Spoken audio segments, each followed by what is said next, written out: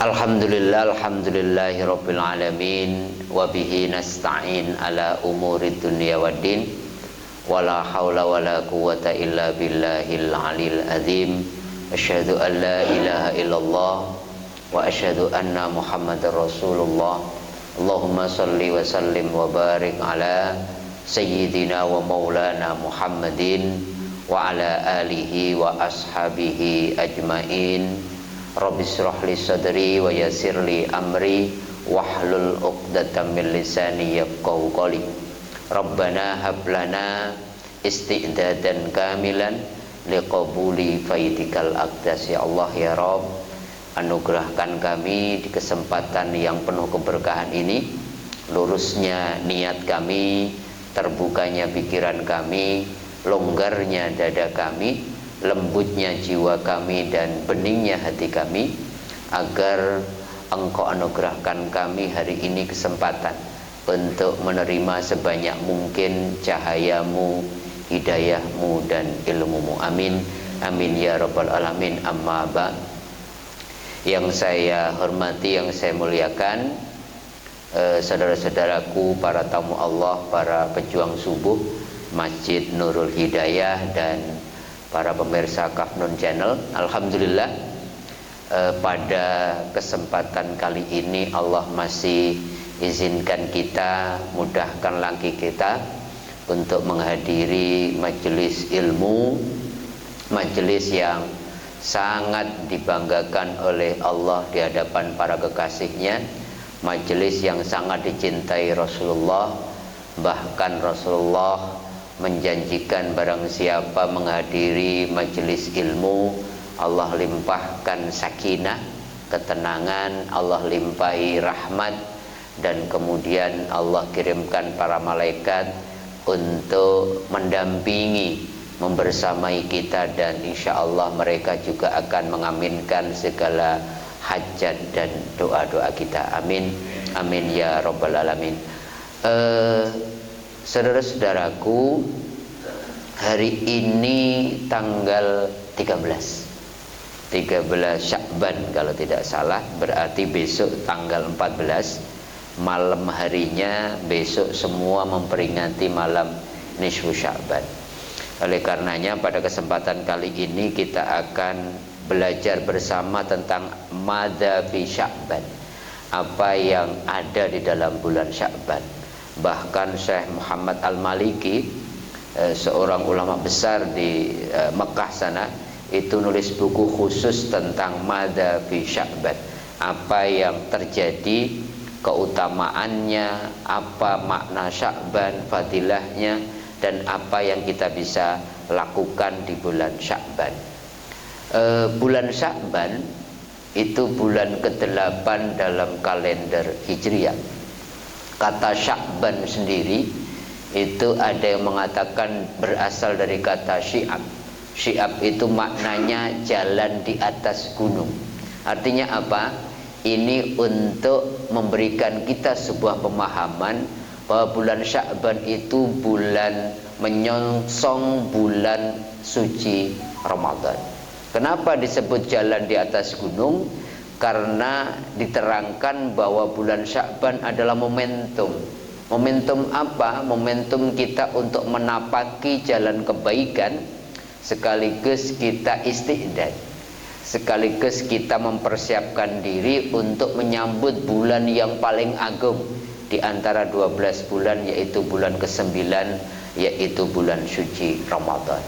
Maka ada yang mengatakan innama sumiya Sya'ban, sesungguhnya dikatakan bulan Sya'ban li'annahu yatasya'abu fihi khairun katsir, karena di bulan Sya'ban ini menawarkan begitu banyak cabang kebaikan. Artinya apa?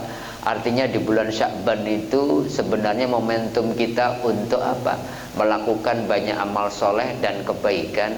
Untuk apa? Untuk tadi tajribah, untuk latihan, sekaligus untuk isti'dad, sekaligus untuk persiapan menyambut datangnya bulan suci Ramadan. Sejatinya persiapannya, hitung mundurnya bukan dari bulan Sya'ban. Idealnya itu persiapannya hitung mundur masuk Ramadan itu 2 bulan sebelumnya. Maka Kanjeng Nabi kan mengajarkan doa dimulai bulan Rajab, kita sudah diingetin nih 2 bulan lagi ketemu Ramadan. Allahumma barik lana fi Rajaba wa Sya'bana wa ballighna Ramadan. Ya Allah, berkahi bulan Rajabku, berkahi bulan Sya'banku. Kata berkah kita sering membahasnya. Berkah itu ziyadatul khair, bertambah kebaikan. Artinya apa? Dari bulan Rajab kemarin mestinya kita sudah nambah nih kebaikan-kebaikan kita, amal soleh kita, ibadah-ibadah kita. Bulan Rajab, bulan Sya'ban ini diistiqomahkan, disempurnakan lagi. Nanti bulan Ramadan itu tinggal menikmati. Banyak orang pengen Ramadannya nikmat, Ramadannya sukses, tapi mengawali ibadahnya tanggal 1 Ramadan. Yang ada bukan kenikmatan, yang ada Masya Allah seminggu sebelum Ramadan biasanya apa? Yuk makan-makan. Kenapa? Mumpung masih bisa makan. Padahal bulan Sya'ban itu bulan yang paling banyak Rasulullah berpuasa. Bayangkan kalau kita nggak pernah sholat sunnah, tiba-tiba habis sholat isya nanti Ramadan diajak taraweh 8 aja itu requestnya banyak banget. Pak Ustadz jangan panjang-panjang. Kalau ada masjid yang panjang cari masjid yang lain. Tiba-tiba pengen nikmatin sholat taraweh padahal nggak pernah belajar sholat malam. Ya repot. Puasa kalau belajar langsung puasa tanggal 1 Ramadan. Tanggal 1 Ramadan itu jihad betul itu. Apalagi tanggal sudah jam 4 sore itu ibu-ibu yang nyiapin buka itu betul-betul. Kalau nggak pernah tadarus, diajak tadarus khataman nanti aja lah, nunggu Ramadan yang tidak nikmat. Maka bayangkan kalau kemudian dari bulan Rajab sudah dilatih, itu Masya Allah. Ibaratnya kemudian tinggal pertandingan Ramadan itu kita sudah menikmati. Ini kenapa kemudian bulan Sya'ban itu disebut bulan isti'dad sekaligus bulan tajribah, bulan persiapan sekaligus bulan latihan. Sementara Imam Abdurrahman As-Safuri di dalam kitabnya Nuzhatul Majalis Mumtahabun Nafa'is, beliau itu mengatakan Sya'ban itu terdiri dari 5 huruf. Ternyata di masing-masing hurufnya itu ada maknanya. Kata beliau diawali dengan huruf shin, yaitu asyaraf. Asyaraf itu maknanya apa? Bulan Sya'ban menawarkan kemuliaan. Yang kedua al-ulu, yaitu ain. Ini maknanya adalah derajat atau kedudukan yang tinggi. Kemudian huruf ketiga al-ba, yaitu maknanya albir, yaitu kebaikan. Kemudian ada alif, itu maknanya ulfah. Ulfah itu kelembutan, kasih sayang.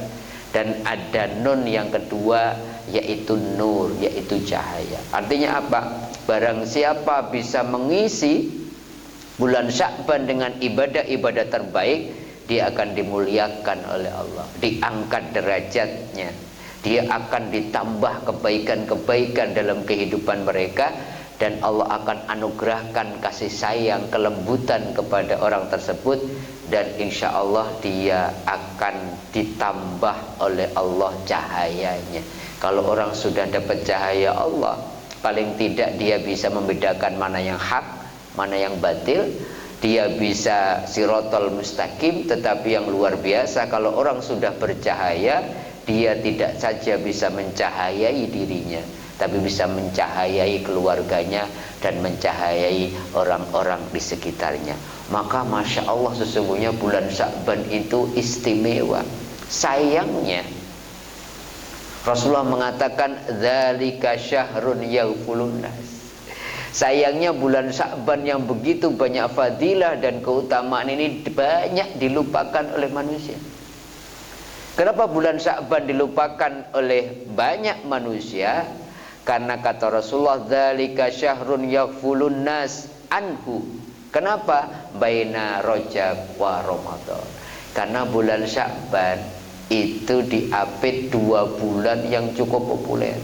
Biasanya kalau kita jalan nih, kemudian kita orang biasa-biasa aja, 2 teman kita artis atau ustadz yang populer, nggak kelihatan kita.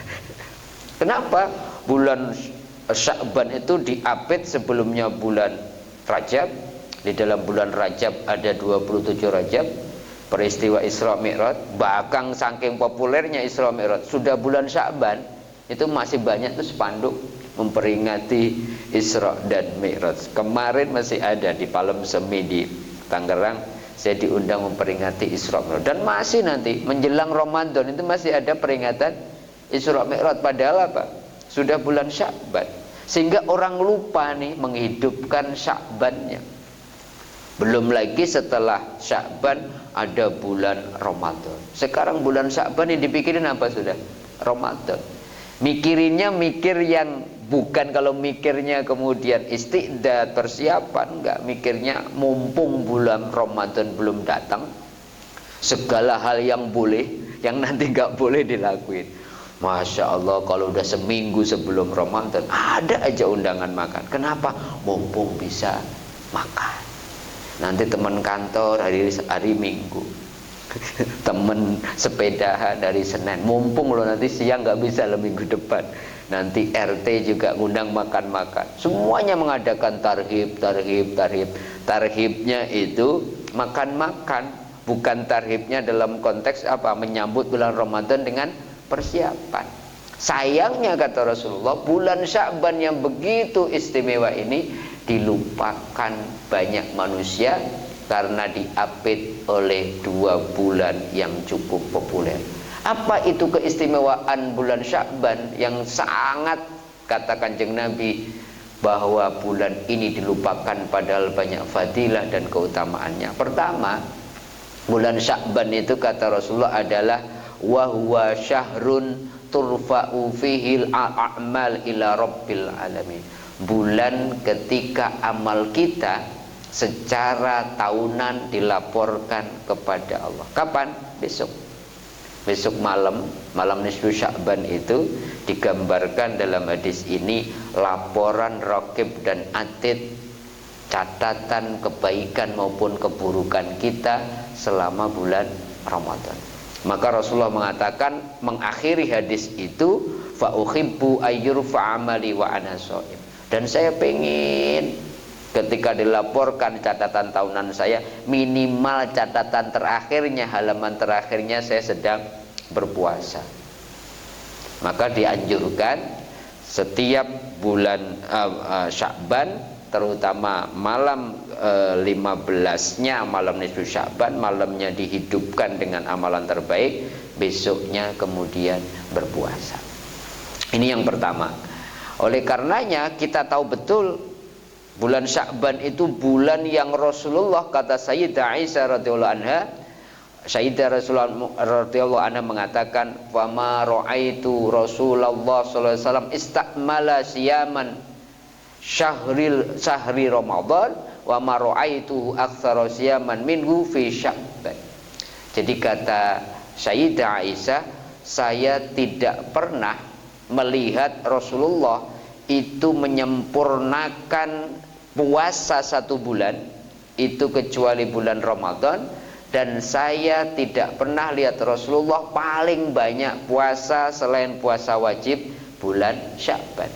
Bahkan Ummu Salamah, istri Nabi yang lain, pernah menyampaikan sebuah testimoni bahwa ma ra'aitun Nabi sallallahu alaihi wasallam yasumu syahraini mutatabi'aini. Kapan itu? Yaitu Ramadan wa Sya'ban. Bahkan Ummu Salamah mengatakan, saya pernah melihat 1 tahun Rasulullah itu puasanya 2 bulan berturut-turut. Puasa Sya'ban 1 bulan, kemudian dilanjutkan puasa Ramadan selama 1 bulan. Nggak tahu kita sudah tanggal 13 puasanya udah berapa hari. Jadi ternyata Rasulullah itu sebulan, kalaulah tidak sebulan penuh, paling banyak puasa sunnah itu setelah puasa wajib itu di bulan Sya'ban. Artinya apa? Memang latihan betul. Nanti 1 Ramadan itu sudah tinggal nikmat, bukan melatih kemudian puasa lagi.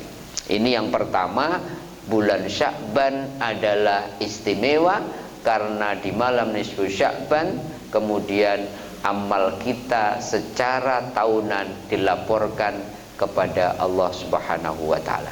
Yang kedua, di bulan Sya'ban juga kita ini, kalau kita baca sejarah, kita ini pernah kiblatnya itu pindah ke Baitul Maqdis.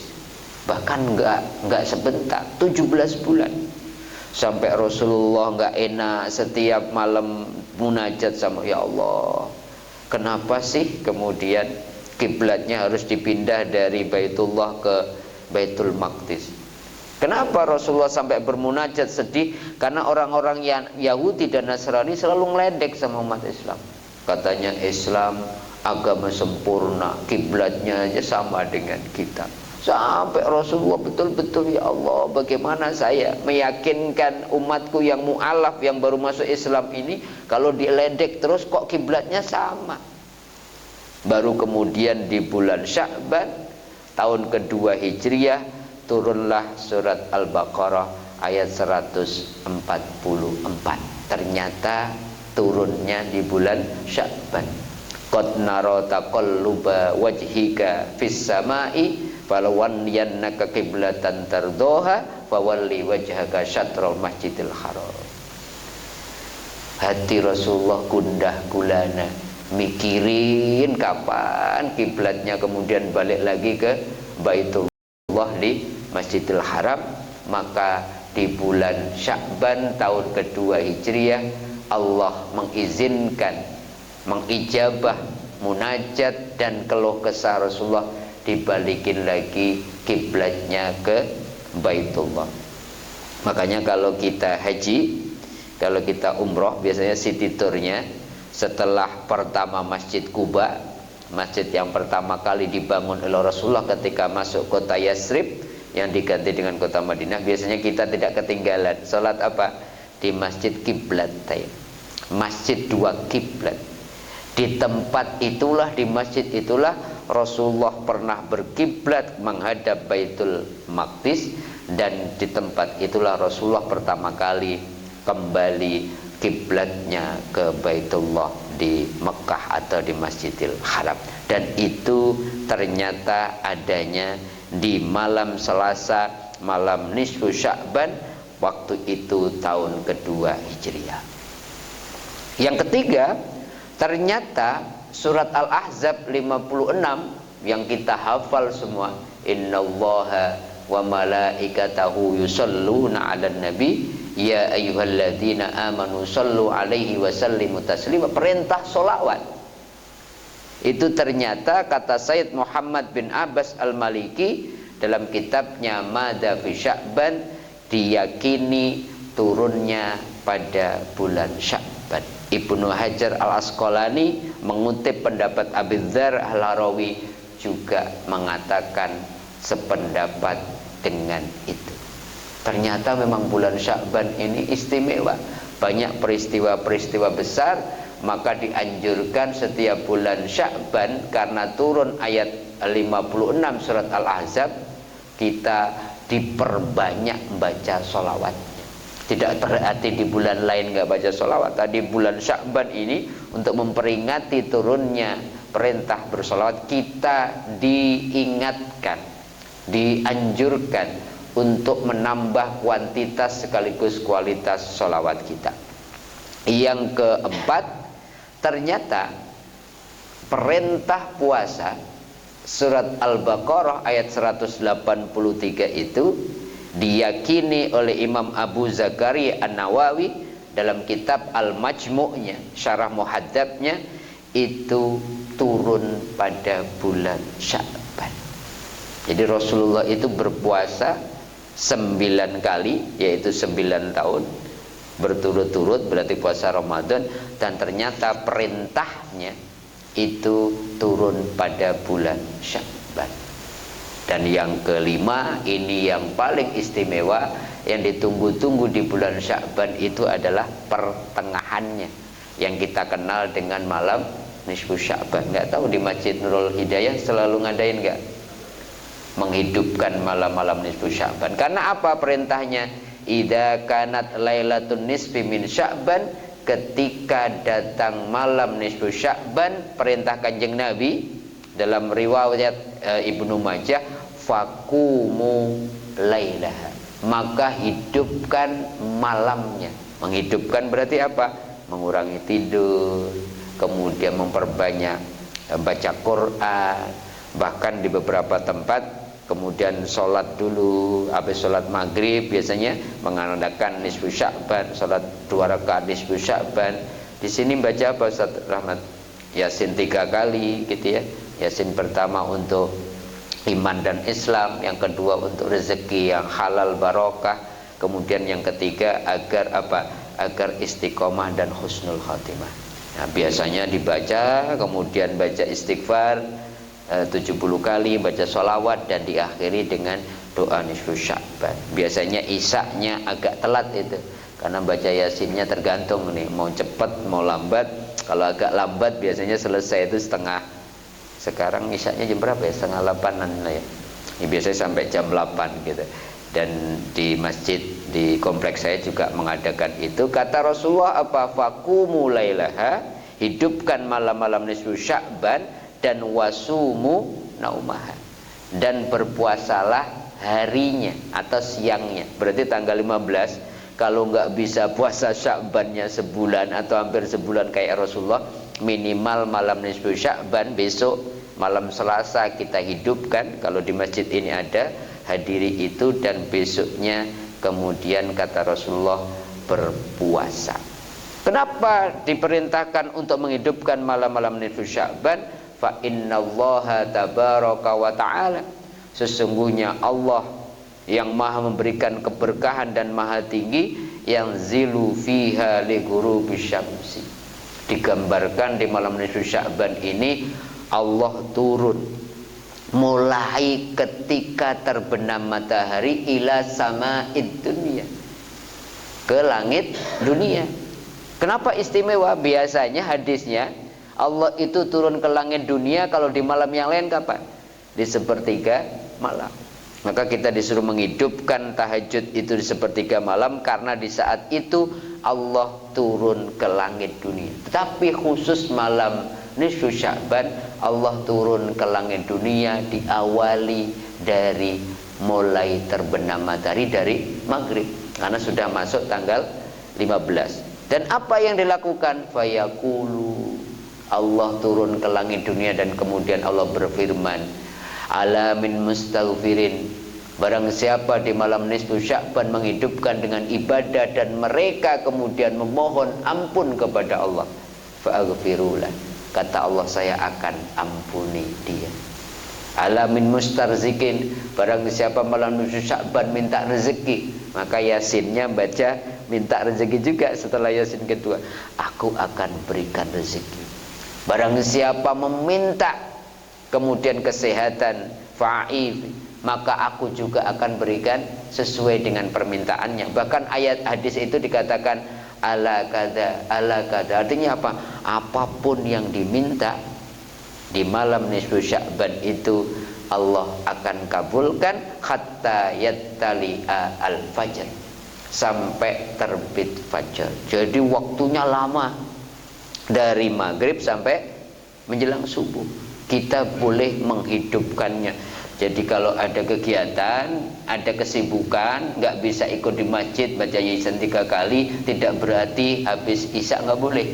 Artinya sepanjang malam itu Allah kemudian turun ke langit dunia dan akan mengijabah seluruh doa-doa yang dipanjatkan oleh orang yang menghidupkannya. Bahkan dalam hadis yang lain Rasulullah mengatakan, ma min lailatin ba'da lailatul qadar, tidak ada malam setelah malam Lailatul Qadar afdalu min lailatin nisfi min Sya'ban. Jadi yang paling mulia itu malam Lailatul Qadar, karena nilainya 1000 bulan, lebih baik dari 1000 bulan. Maka di bawah itu kata Rasulullah adalah malam nisfu Sya'ban. Kemudian kelanjutan hadisnya sama, yanzilullah tabaraka wa ta'ala ila sama'id dunya, Allah di malam nisfu Sya'ban itu turun ke langit dunia, fayaghfiru li ibadihi kullihim. Ini menarik, Rasulullah mengatakan dan Allah akan mengampuni seluruh hambanya, illa, kecuali. Siapa yang tidak diampuni di malam nisfu Sya'ban? Pertama, illa li musyrikin, orang-orang yang masih menyekutukan Allah. Yang kedua, au musakhinin. Musakhinin itu provokator, yang suka nyebar berita nggak benar, suka ngomong A ke B, ngomong ke A, kepada si A, ngomongin A, nanti ngomong kepada si B, ngomongin yang lain, suka ghibah, pokoknya suka melakukan sesuatu yang bikin kemudian permusuhan di antara manusia. Bahasa sekarang itu provokator, itu au musakhinin. Kalau orang masih melakukan itu, Allah mengecualikan tidak mengampuni hambanya kecuali li musyrikin, orang yang berbuat syirik, au musakhinin, atau yang ketiga au qati'ir rahim, atau orang yang masih memutuskan tali silaturahim. Maka biasanya kalau sudah bulan Sya'ban, banyak orang kumpul mengadakan targhib. Biasanya apa? Saling maaf memaafkan, mumpung belum Ramadan datang, kemudian tidak boleh ada pemutusan tali silaturahim. Maka besok sebelum malam nisfu Sya'ban dicek HP-nya, yang masih ada temannya diblokir sama saudara kemudian gak akur, sama ibu mungkin pernah nyakitin, kalau jauh bisa telepon. Kalau saudara yang biasanya masalah, ya kadang-kadang saudara, namanya saudara ada aja kelasnya, maka selesaikan. Agar apa? Kita mendapatkan maghfirah dari Allah. Tidak dikecualikan, salah satunya adalah orang yang memutuskan tali silaturahim. Inilah 5 keutamaan yang ada di bulan Sya'ban, wabil khusus di malam nisfu Sya'ban. Oleh karenanya, karena begitu banyak fadilah, keutamaan dan kemuliaan, dan Rasulullah sudah menaskan bahwa banyak manusia melupakannya, kita jangan sampai ikut-ikutan. Yang disebut Kanjeng Nabi, dzalika syahrun yaqulunas, bulan Sya'ban banyak dilupain orang. Maka kita diingatkan di bulan Sya'ban ini, ayo kita betul-betul jadikan bulan Sya'ban itu bulan isti'dad, bulan latihan sekaligus bulan persiapan. Kenapa? Abu Bakar Al-Balkhi mengatakan begitu indah beliau menggambarkannya. Beliau mengatakan begini, Syahrul Razak itu Syahruz Zar'i.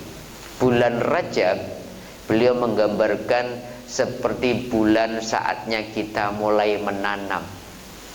Syahrul Sya'ban Syahru Suqyiz Zar'i.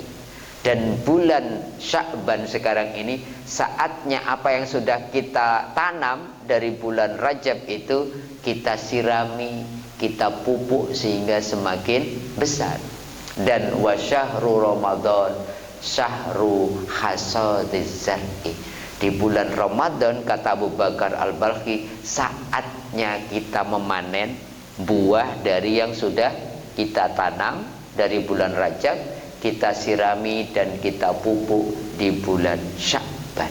Maka Abu Bakar Al-Balkhi mengatakan, "Faman lam yazra' wa yaghris fi Rajab wa lam yuski fi Sya'ban fa kaifa yuridu ayyahsida fi Ramadan."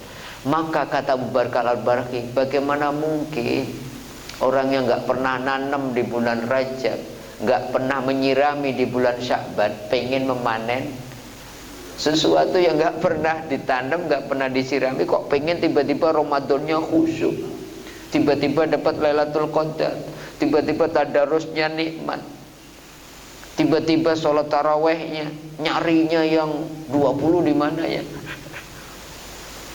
Dan itu kenyataannya banyak orang gagal di Ramadan, karena semakin hari Ramadan harinya itu maksudnya semakin mendekati puncaknya, terutama di 10 hari terakhir. Yang terjadi kan enggak? Coba di masjid ini juga gitu enggak, Salamat? Kalau seminggu pertama atau 10 hari pertama kayaknya rapat itu pengurus, kayaknya masjid kita enggak cukup ya. kita luasin ya, kayaknya nggak cukup. Masya Allah, kasihan ibu-ibu nggak dapat tempat, anak-anak Masya Allah. Kadang-kadang beberapa tempat masjid itu kalau Ramadan dikasih lagi teror karena nggak nampung itu.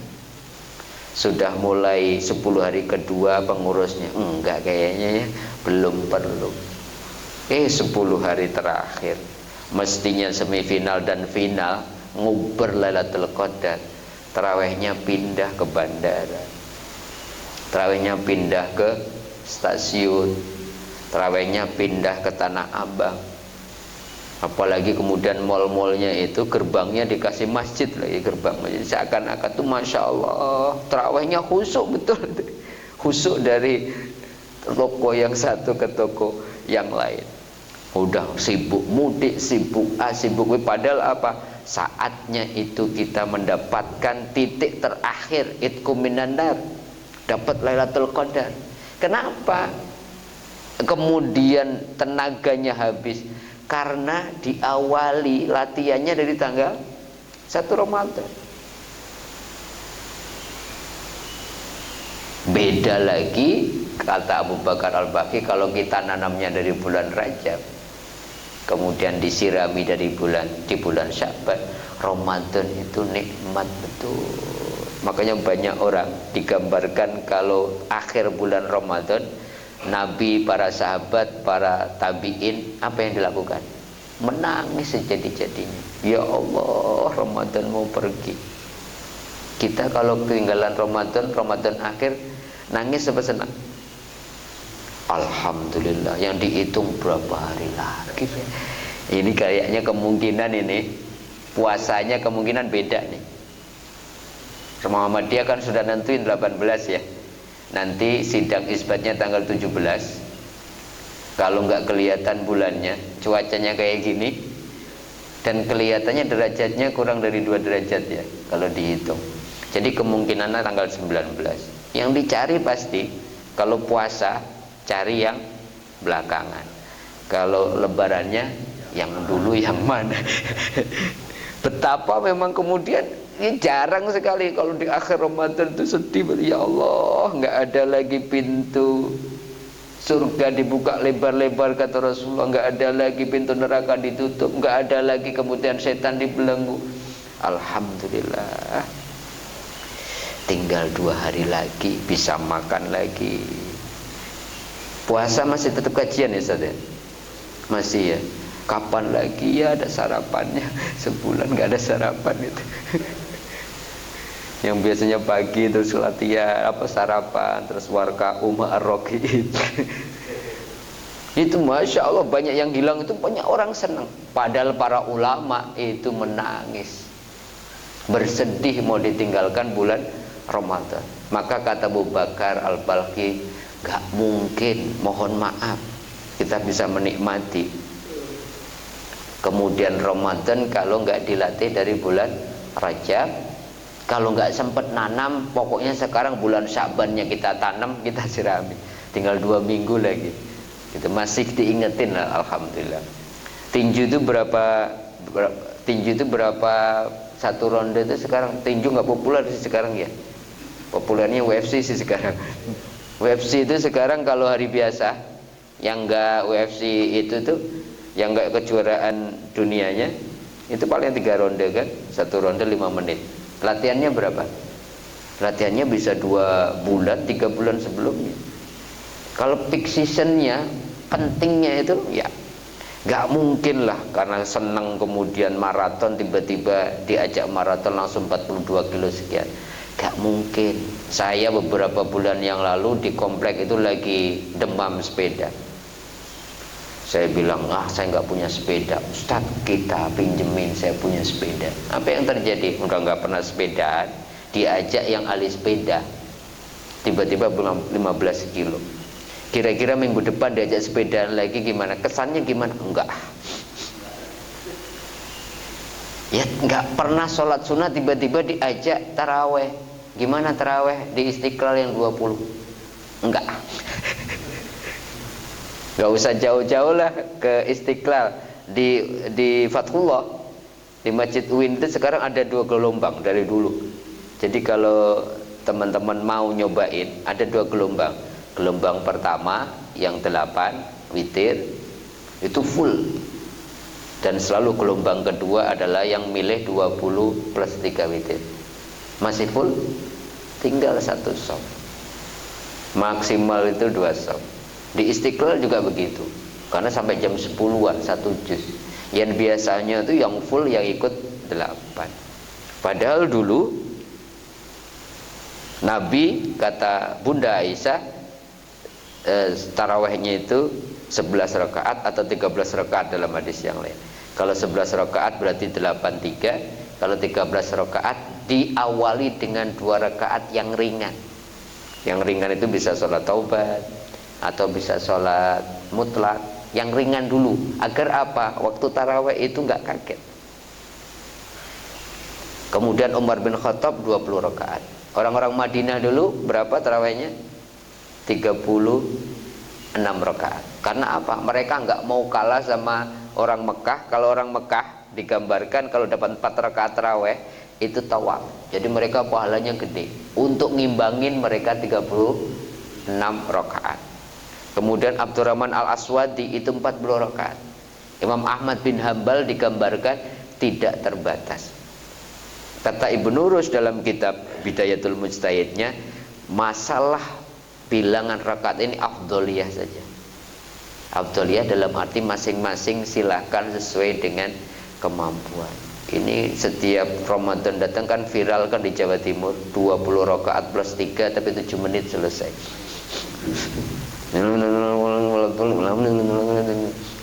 Padahal dulu itu sejarahnya, kalau saya baca sejarah kenapa tarawih cepat itu, lingkungan desa itu tuh para pedagang. Jadi agar mereka kemudian mau tarawih, tetap juga kemudian bisa dagang, dicepetin.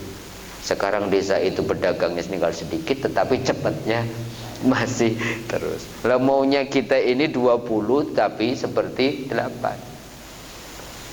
Dapatnya tarawihnya rakaatnya banyak tapi cepatnya sama dengan yang 8. Padahal kata Aisyah, Rasulullah itu sholat tarawih, yaitu sholat malam di bulan Ramadan 11 rakaat. Jangan kau tanya bagus dan panjang bacaannya. Kalau kita yang ngambilnya apa? Angkanya aja. Bagus dan panjang bacaannya nanti dulu deh gitu. Bahkan kalau saya ngimamin tarawih di tempat-tempat yang bukan masjid ya, kadang-kadang kan banyak orang ngadain keluarga besar gitu, requestnya pasti satu, Pak Ustadz nitip ya, udah sepuh-sepuh 8 aja, gak usah panjang-panjang. Itu pasti itu. Kadang-kadang masjidnya panjang aja, kadang-kadang tarawihnya kan jadwalnya udah jelas nih, malam kesekian siapa imam, ketahuan panjang banget, cari masjid lain dah. Iya, tarawih aja second opinion, masjid yang sono tuh cepet nih, Ustaz Rahmat cepet asik, penuh gitu. Tapi kalau jadwalnya Ustaznya lama, bisa pindah masjid. Oleh karenanya, ayo masih ada 2 minggu kita latih puasa sunnah, minimal ya kita puasa sunnah. Apalagi kemudian kita cek masih ada utang. Kemudian baca Quran, latih sekarang. Jangan mulai tadarus Al-Quran nunggu kan bulan Ramadan, bulan Quran nanti aja deh, akrab Qurannya dimulai 1 Ramadan. Dia ada tadarus juga, alah kalau diajak tadarus di Masjid Nurul Hidayah mau lama. Kenapa? Nggak biasa. Maka kata para ulama, lakukanlah banyak amal-amal soleh di bulan Rajab sebagai apa? Latihan sekaligus persiapan menuju hari gelanggang yang paling luar biasa di bulan Ramadan. Biasakan sedekah di bulan Sya'ban, biasakanlah sholat malam, nanti tarawihnya tadi kemudian nikmat, biasakan puasa, biasakanlah membaca Al-Quran, sehingga kemudian betul-betul bulan Ramadannya kita sudah siap, bukan latihan tapi sudah pertandingan, bukan karena kewajiban dan keterpaksaan, tapi kekhidmatan, kekhusyuan, kenikmatannya sudah kita dapatkan. Intinya apa? Intinya Ramadan tahun ini sukses tidaknya tergantung apakah kita sudah latihan, sudah kita persiapkan dengan persiapan yang terbaik. Minimal ada 5 persiapan secara singkat aja. Pertama, persiapan fisik. Ini kalau nggak kuat-kuat, kalau persiapan fisik nggak pernah puasa Sya'ban, kaget. Yang kedua, persiapan ilmu. Ramadan udah berapa kali? Ya minimal lah, kalau saya 51, mulai 10 tahun lah ya puasanya sudah. Kayaknya puasanya gitu-gitu aja. Karena apa? Ilmu tentang puasa kita nggak nambah. Ramadan itu kalau nggak persiapan ilmu, sayang sekali. Persiapan fisik, kemudian kedua persiapan ilmu, yang ketiga persiapan maliyah, persiapan harta. Siapin tuh doa terbaik apa, sedekah terbaik. Kata Rasulullah minimal apa? Minimal kita memberi buka kepada orang yang berpuasa. Kita puasa sendiri, tapi bisa kita dapat pahala puasa 10 orang. Karena rumusnya, barang siapa memberikan buka kepada orang yang berpuasa, dapat nilainya sama pahala orang yang kita berikan buka tadi, tanpa mengurangi pahalanya sedikit pun. Kalau orang pintar ngerti ilmunya, mau rebutan itu memberikan buka. Alhamdulillah sekarang kalau kita ketinggalan nggak sampai buka di rumah, nggak usah khawatir. Di lampu merah banyak orang ngasih. Tuh, kalau apa mampir di masjid sekarang full. Karena apa? Ngerti ilmunya. Puasa sendirian tapi bisa dapat pahala puasa. Kalau kita kasih buka 100 orang, satu hari kita bisa dapat puasa pahalanya 100 orang. Itu rumus yang disampaikan oleh Rasulullah.